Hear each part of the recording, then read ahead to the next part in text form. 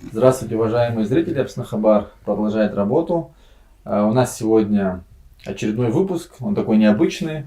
Обычно в нашей студии двое-трое гостей, но сегодня из-за событий, которые происходят и предстоят, мы объявляем о начале работы штаба по противодействию принятия закона о продаже апартаментов иностранцам. И в студии сегодня у нас Леван Мика, председатель комитета по защите суверенитета, Ишсол Какаля, заместитель председателя Айтглара, Натали Смыр, экс-депутат парламента, председатель экспертного фонда АМТА, Алхас Чинджал, экс-депутат парламента, участник экспертного фонда АМТА, Ахраб Жаня, председатель общественной организации Ахица, экс-депутат парламента. Прежде чем мы начнем, я прошу подписаться на Апснахабар, потому что все, что будет происходить и происходило, имеет огромное значение для нашей страны. И для того, чтобы распространять эти сообщения, нам нужна ваша поддержка, ваша помощь, ваши репосты. Поэтому подписывайтесь и делитесь нашими публикациями. Коллеги, друзья, я думаю, начнем. Тема очень важная. На прошлой неделе у нас с Ливаном была запись в Апснахабар, и мы как раз предрекали, учитывая прошедший митинг 30 числа и какая была реакция у главы государства, мы говорили о том, что предстоит борьба между интересами общества и интересами власти. Долго ждать не пришлось. Накануне, в понедельник, законопроект, который называется «О регулировании правового статуса апарт-отелей и апартаментов». Он так называется, но я его читаю как закон об упразднении Абхазии и растворении абхазской нации. Вот когда я читаю название закона, у меня такие смыслы поднимаются в моем воображении.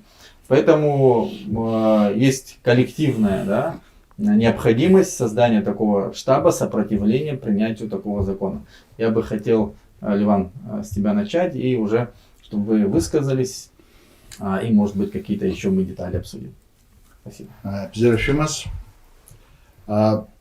Первым долгом я хочу сказать о том, что эта идея проведения такой акции к нам пришла после известных недавно событий, когда народу был предложен договор об передаче наших 200 гектаров Пицунской дачи, и тогда мы сумели организоваться таким образом, что донести до общественности, донести до людей, до депутатов ту точку зрения, нашу точку зрения и точку зрения, национально ориентированную точку зрения, где все поняли, что нарушать законы и Конституцию Республики Абхазия ради чьих-то личных интересов, ради того, чтобы эта территория перешла под контроль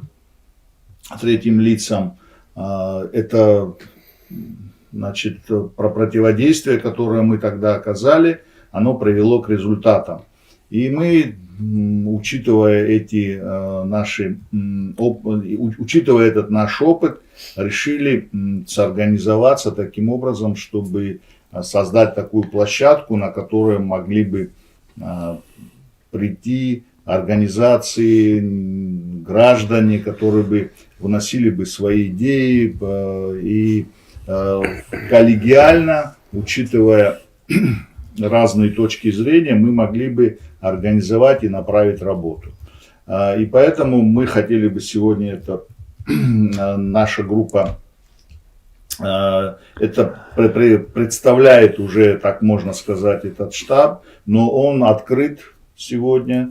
Все желающие могут участвовать в нем, и организации, как я сказал, и частные лица, и граждане, которые могут прийти со своими предложениями. И каждое предложение, каждый участник этого процесса для нас очень важен, потому что это национальный вопрос, и на национальные вопросы они касаются всех. Поэтому мы находимся, наш адрес Абазинская, 4, город Сухум. постоянно действующий штаб. И кроме этого у нас намечены постоянные эфиры, в котором у нас будут разные точки зрения представлены. Тем, кто хочет обосновать принятие этого закона, мы тоже их приглашаем. Пожалуйста, в наши эфиры говорите свою точку зрения, мы будем вам оппонировать. Вот. И я хотел бы вот передать вам слово всем, почему все-таки такая необходимость сегодня соорганизоваться и, значит, объявить, так сказать, такой сбор всех сил для противодействия этому закону. Наверное, я так, если пойдешь, как говорится, да. Да. Ну, во-первых, я хотел бы сказать, что Республиканская общественная организация АИД-ГЛРА целиком и полностью поддерживает эту идею и намерена принять самое активное участие. Вот я сегодня здесь от своего лица, от лица организации. Я думаю, было бы логично сказать несколько слов, почему было принято такое решение и почему мы пришли к необходимости начала такого рода работы. Во-первых, начнем так немножко по истории пройдемся. Мы знаем, что после военные годы было принято решение о запрете на регистрацию сделок по отчуждению недвижимости в пользу граждан иностранного государства. Почему это было сделано? Потому что руководство страны и народ в целом это поддержал тогда, усматривал прямую опасность такого демографического перекоса в сторону граждан другой национальности нашей республики. То, что предлагается сегодня, под видом апарт-отелей, под таким красивым названием апартаментов, это по сути снятие запрета с продажи недвижимости иностранным гражданам. Мы в этом усматриваем прямую угрозу демографической ситуации в стране на фоне отсутствия каких-либо успехов в демографической политике, в вопросах репатриации, в развитии языка. Мы считаем это смертельно опасностью. Более того, учитывая, там обещают, что там будут суперприбыли, потом эти суперприбыли якобы будут направлены на развитие тех проблемных вопросов, которые я озвучил. Учитывая, какое положение сегодня с учетом в республике, какое положение вещей с исполнением закона, мы считаем, что принятие данного законопроекта в том виде, в котором он есть сегодня, это преступление против нашей нации, нашей государственности, нашего народа. Именно поэтому мы приняли решение принять самое активное участие. Благо опыт у нас есть. По вопросам, как сказал Ливан, попытки передачи госдачи Пицунда, мы приняли самое активное участие совместно на этой площадке и, как общественность может отметить, достигли определенного успеха. Этот вопрос на ратификацию до сегодняшнего дня не вынесен. Я убежден в том, что если мы сможем активно и конструктивно поработать на этой площадке, мы достигнем серьезного результата. К чему призываем все остальные организации, активных граждан, небезразличных граждан, приходите, встаньте рядом, сделаем вместе общее дело, полезное для нашей страны. Вот так вот. Спасибо. Я бы хотел короткий комментарий. Вот, что ты сказал о том, что в таком виде, в котором этот проект закона представлен, но вот есть мнение, например, вот мое и многих других, что в принципе рассмотрение этого закона, именно вынесение его на сессию, это уже будет как бы соучастие в действии президента, исполнительной власти, которые разработали этот закон и предложили, по сути своей, этот закон преступен по отношению к абхазскому народу и к абхазскому государству. То есть какие могут быть там внесены изменения, чтобы вообще его можно было рассматривать? Я не случайно сказал о том, что вот эта сама подача этого законопроекта, она так сказать правильно, смешана с апарт-отелями. То есть вот это, две формулировки апарт-отели и апартамент, они смешаны в одном законе, с тем, на мой взгляд, с тем, чтобы, скажем так, припрятать немного вопрос самих апартаментов апарт-отелями.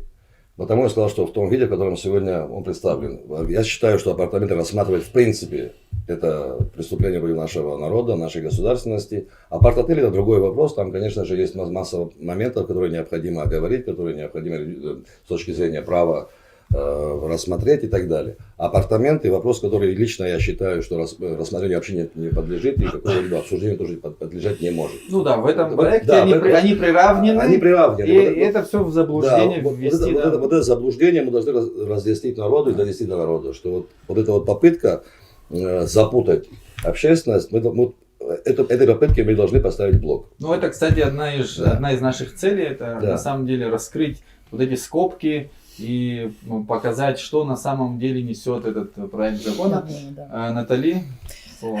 Но я рада всех приветствовать. Но вы знаете, я хочу вот вспомнить фразу, помните, это тоже было, по-моему, на площадке Апснахабар, когда выступал Гурам Гумба, и он говорил такую фразу, он сказал, что мы выбираем руководителей страны, которые призваны, вернее, власть выбираем, которая призвана защищать наши интересы, да, интересы народа, страны в целом, наши национальные интересы. Слушайте, но мы сегодня создаем штаб, который вынужден защищать, представляете, свой народ от руководства страны. Это вообще нонсенс. Это такие поразительные вещи. То есть это уже, вот, представляете, какая-то череда законов идет на сегодняшний день. Да? Это же ведь не только закон об апарт-отелях, апартаментах. Это же энергетика 2. Это Пицунда 3. Это аэропорт 4. И давайте вот и все эти вопросы, это я только навскид сразу вот, да, на память, что приходит, но это же стратегические вопросы, да, которые мы вынуждены, сегодня мы собираемся, мы собираем штаб, мы призываем людей, мы зовем в очередной раз, когда выступала на митинге 30 мая, я призывала людей не расходиться, не быть равнодушными к ситуации, которая слагается в Абхазии. И сегодня мы опять организуемся, и опять мы вынуждены будем, я думаю, организоваться для того, чтобы защищать свои законные, национальные, стратегические интересы нашей страны.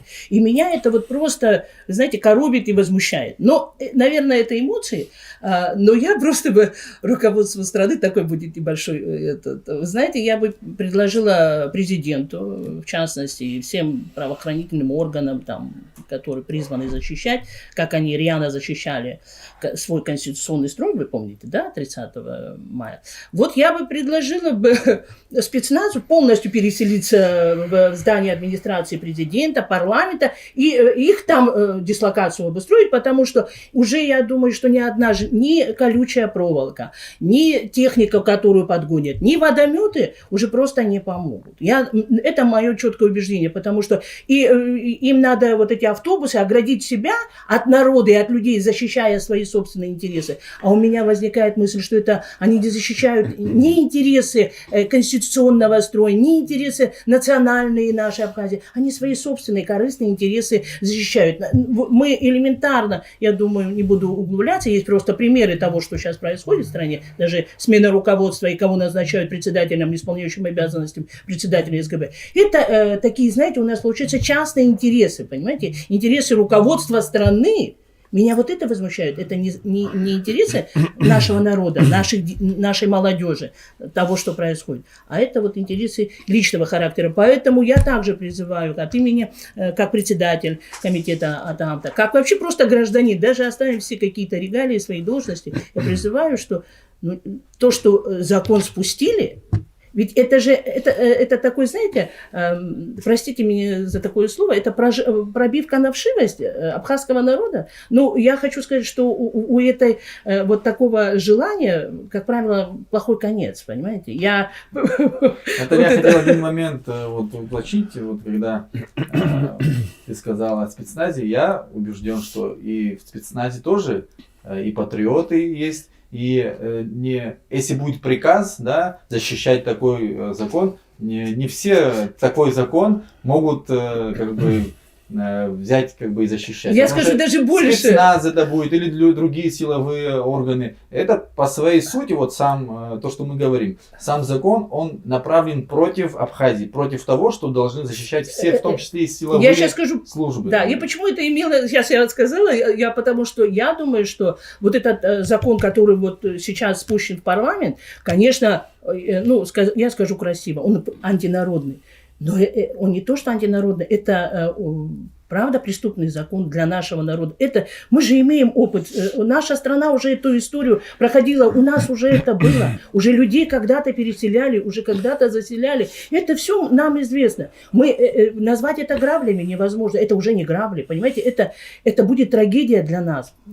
Я об этом. И для того, чтобы, наверное, пролоббировать этот вопрос, парламент считается пропрезидентским. И если этот вопрос, то, я думаю, им придется кажется, народ придет к зданию парламента. Это 100%. Любое заседание, которое будет отмечать или которое будет обсуждать этот вопрос, я думаю, народ соберется. Народ придет к парламенту. Я хочу поставить, они опять поставят железную проволоку. Что будет их защищать? Это же вот сейчас, это попытка президента сместить акценты и отправить условное там негодование в сторону парламента. Но по факту это разработка его администрации, его лично. Я хочу сказать, что я патриот и в парламенте есть, и в спецназе есть, и везде. Я думаю, потому что уж точно мы общаемся с людьми, и мы точно знаем, что этот закон, многие вот и друзья, и коллеги, и бывшие мои, наши коллеги не согласны с законом об апартаментах. Конечно, не согласны. Но это,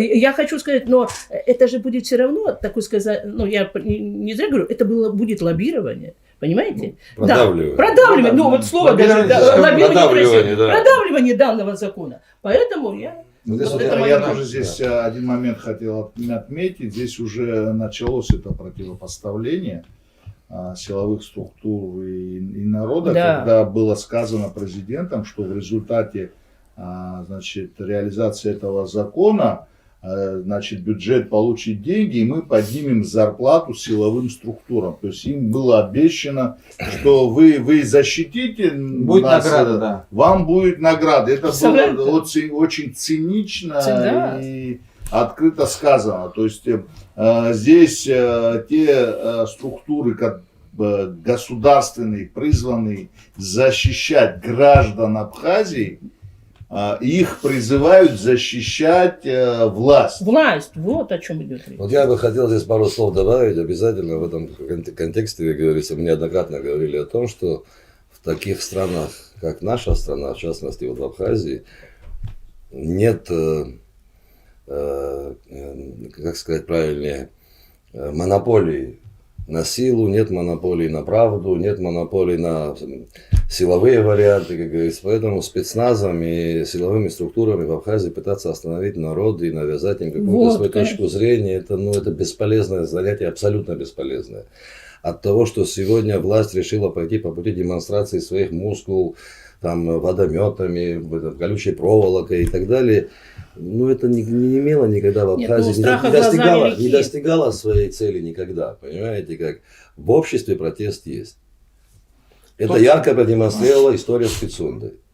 Вот сегодня в средствах массовой информации, в социальных сетях и так далее, без какого-либо призыва, без организации, скажем так, этого протеста, протест уже существует. Мы видим это по публикациям отдельных пользователей и так далее. Этот протест будет нарастать. Вот чем больше будет давление власти, как было сказано выше, с тем, чтобы продавить этот законопроект, тем больше будет протест. И еще раз хочу мысль свою завершить. Нет монополии на силу. Они, видимо, физику не проходили. Это очень серьезное и очень опасное заблуждение. Это вот я хотел подчеркнуть. Спасибо. Алхаз? Из вышесказанного хотел бы из Наташиного выступления выхватить слово «вынуждены» и сказать, что мы опять вынуждены, как очередной штаб, создавать ситуативные, хоть это, честно говоря, уже набивает оскомины, но такая жизнь, такие условия.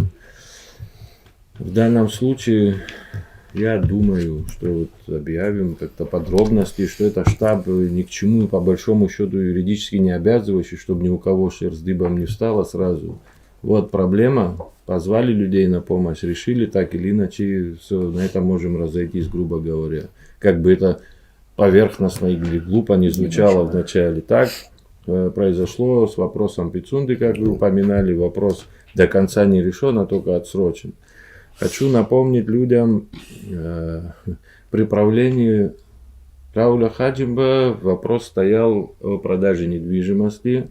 Бои шли, как говорится, так в кавычках, на полях политических, митинги проводили и так далее, и так далее.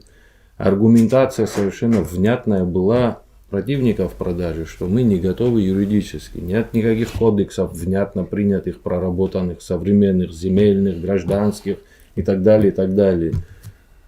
Давайте скажем, услышали мы друг друга, этот вопрос остановился, был наложен мораторий. Отправление Хаджимба нас спасает следующая администрация Бжани. Что происходит, если был такой злодей предыдущий? Что же они тогда этот закон о продаже жилой недвижимости. Переименовали в более циничной форме, вообще не интересуясь мнением, не спрашивая, сейчас не хочу других эпитетов применять, выставляют его практически вот, чуть ли не завтра на голосование. А куда делись нерешенные проблемы? У нас что, появились кодексы? Земельные, гражданские, судебные, другие подзаконные акты? Нет. На каком основании это все происходит тогда? Как уже говорили, либо это личные интересы, а насчет силы, применения силы, хочу тогда заметить, внутри, да, ни у кого нет такого права на избыточное применение силы. А если этот закон будет подкреплен силой извне? Где силы у нашей беззащитной страны или народа защитить свою территорию, свое будущее, как народа на этой территории? Хотел бы спросить у людей, принимающих решения. Вы вообще забыли, что вы сегодня здесь, именно здесь, не везде по миру, а именно здесь, 100-тысячный народ в лучшем случае, защищающий эту землю от всего, чего можно, даже от потенциальных угроз. Мы должны людей не разделять на спецназы или на митингу, мы вместе должны это решать. Когда митинги проводили при Хаджимбе по поводу недвижимости, я там стоял и голосил, в том числе рядом со мной стояли и анквабисты, бжанисты, и все исты всех видов. Тогда нас это объединило. Я думаю, сегодня абхазцы проснутся и поймут, что происходит. А чтобы они поняли, проснулись, им надо объяснить. Значит, надо с людьми разговаривать. Я думаю, ты анонсируешь в той или иной форме, это в виде, я не знаю, лекций, или бесед, встреч и так далее, и так далее. Разговаривать надо начать. Во всех этих терминах юридических и всех этих поворотах политических надо помочь людям разобраться и открыть истинное лицо этой проблемы. Да, я согласен. Для этого, наверное, наш комитет в большей степени собирается. В том числе и для этого абсолютно согласен, что это здесь нужно подчеркнуть. Конечно, пропаганда власти будет пытаться сделать так, чтобы против апартаментов выступает оппозиция или оппозиционно настроенные и так далее и тому подобное. То есть, как бы, этот контекст они попробуют реализовать. Здесь, я думаю, что не надо быть там семи пядей во лбу. Понятно, что это интересы всего абхазского народа. И, конечно, формы, которыми мы будем все вместе доносить, и это будет взаимодействие всех слоев общества, раскрыть все детали, которые и все угрозы, которые несет этот проект закона для Абхазии. Поэтому будут разные форматы, будут лекции, будут листовки, будут акции, и это будет все, это ничего еще не готово, не в том смысле, что у нас нет там списка, да, потому что это все мы будем вместе созидать, вместе находить эти пути. Вот, Ахра, хочу тебе передать слово. Ваше заявление от вашей организации, которое вчера, если не ошибаюсь, было опубликовано, оно абсолютно точно как бы отражает, вот, по крайней мере, настроение вот, мое и моих близких друзей, которые также смотрят на эту ситуацию, что само рассмотрение или само предложение, мне вчера очень понравилось выступление Батала Джапуа, который сказал, что это непристойное предложение, которое было сделано. Вот я думаю, это вот в одной связке идет с вашим заявлением. Вот, хотел бы тоже свой комментарий. Ну, очень приятно, что наше заявление соответствует вашему настроению молодежи. Это, видимо, есть какая-то преемственность. Но я боюсь повториться, вы о многом сказали здесь. Просто хочется сказать, что не бывает такого, что экономические интересы общества противоречат национальным интересам общества. Если такое происходит, то это экономические интересы не вашего общества. Это экономические интересы какого-то другого общества. Вот мне кажется, что в данном случае с продвижением этого закона об апартаментах или апарт-отелях, как хотите называйте, здесь мы продвигаем не наши интересы, не экономические, не политические, не социальные, не внешнеполитические, ни какие-либо другие. Это проект, который продвигает интересы группы людей, которые видят в этом осуществление своих краткосрочных, долгосрочных или среднесрочных экономических интересов.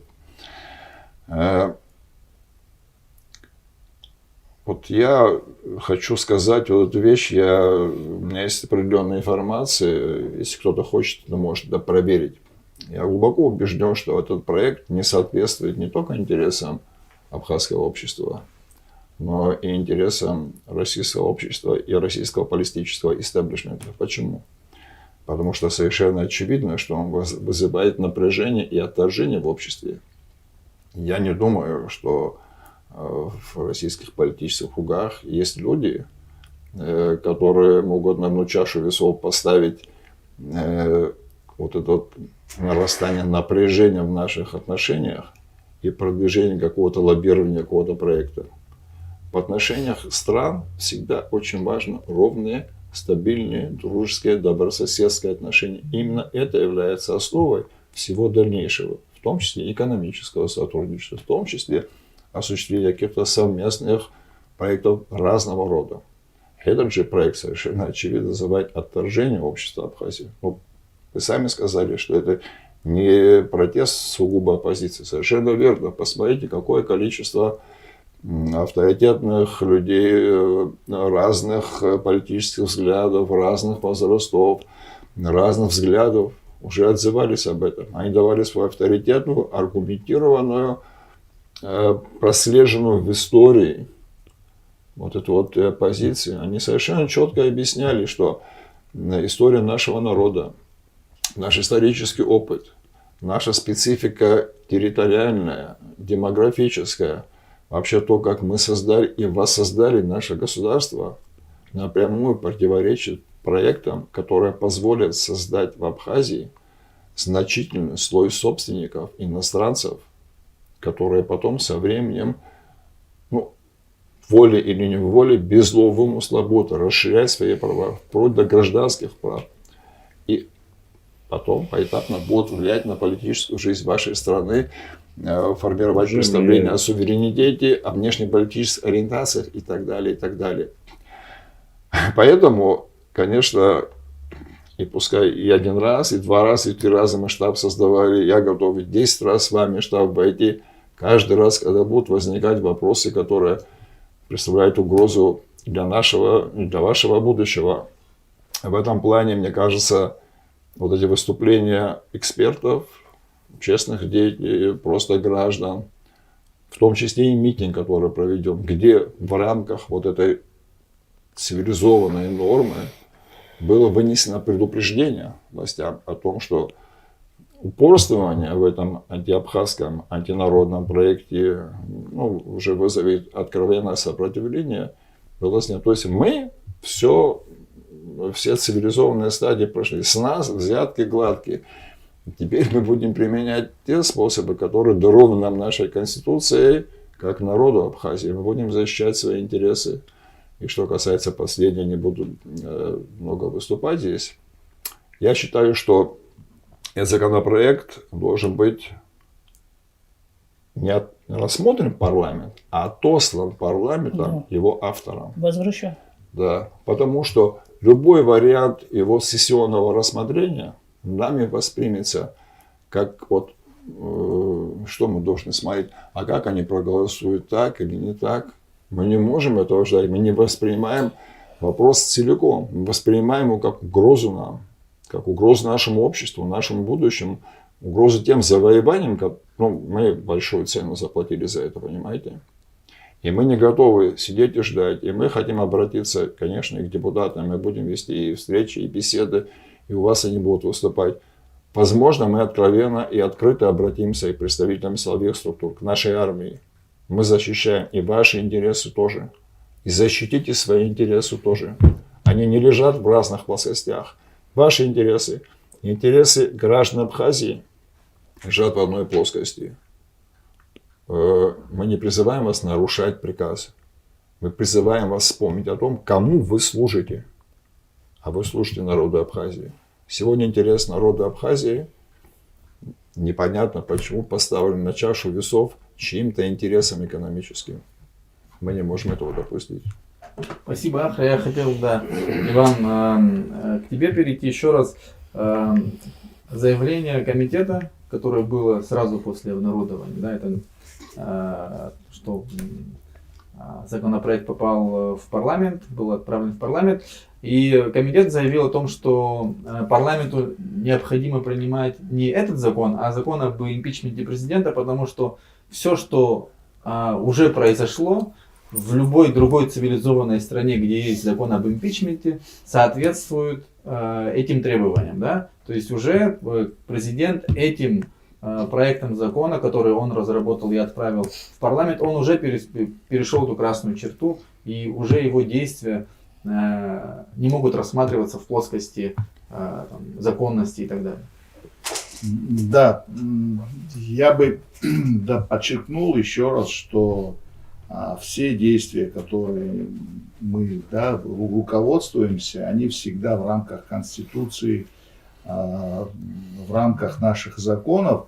И, может быть, у кого-то сложилось такое впечатление, что если люди придерживаются законов конституционных, то можно, и законов, и Конституции, то можно проводить все законы в жизнь, которые антинародные, антинациональные и так далее. Ну, это я считаю, что глубокое заблуждение, и мы дали понять, я думаю, своим заявлением, что этот закон, антиабхазский, антинародный закон, не пройдет. Вот пусть власть для себя поймет, что есть в Абхазии такие силы, которые ни в коем случае не допустят принятия этого закона. Вот о чем было наше заявление. Я здесь хочу еще один момент в продолжении того, что Ах рассказал, дополнить, что всегда при сопоставлении каких-то вещей ярче видно. Да, вот, чтобы, я хочу, чтобы представили, и россияне, и вот, которые слушают, мы здесь не против кого-то, не против русских и не против кого-то.